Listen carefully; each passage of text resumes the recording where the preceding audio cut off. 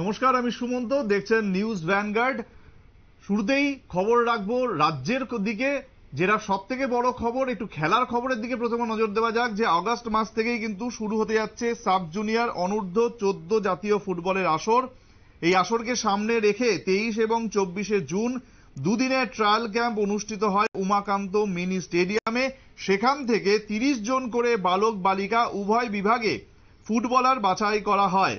পরবর্তী সময় নির্বাচন শিবিরের মাধ্যমে রাজ্য দল গঠন করা হবে বলে জানিয়েছেন ত্রিপুরা ফুটবল অ্যাসোসিয়েশনের টেকনিক্যাল কোঅর্ডিনেটর DK প্রধান। কি বলেছেন তিনি, শুনবো। আমাদের sub junior under 14 national team তৈরি করার জন্য আমাদের ট্রায়াল চলছে।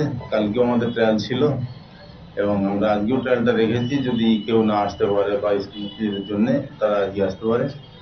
কালকে আমাদের প্রায় ছেলেদের মধ্যে 130 জন, মেয়েদের মধ্যে 35 থেকে 40 জন এসেছিল। তাদের থেকে আমরা সিলেকশন করেছি এবং আজকে যারা এসছে তাদের থেকেও যদি ভালো পাই তাহলে সিলেকশন করে টোটাল আমরা 25 থেকে 30 জন করে ক্যাম্পের জন্য রাখবো। এই টুর্নামেন্টটা সামনের মাসে মানে আগস্টের 5 তারিখ থেকে অ্যাজ পার শিডিউল টাইম দেওয়া আছে। তো আমরা এই 1 মাস সময় পাবো।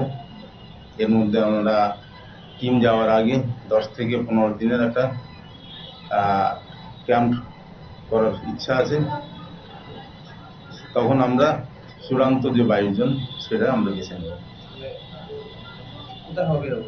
এটা কোথায় হবে এখনো ডিসিশন হয়নি, কোন ভেন্যু এখন দেয়নি, ভেন্যুটা পরে হবে। আমি technical coordinator Tripura football association, DK প্রধান, দীনেশ কুমার প্রধান।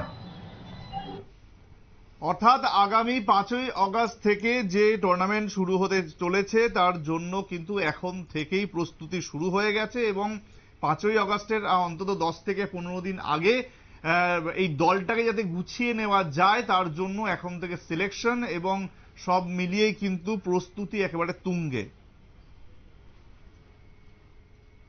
ফিরে আসছে এটা বিরতির পর, সঙ্গে থাকুন।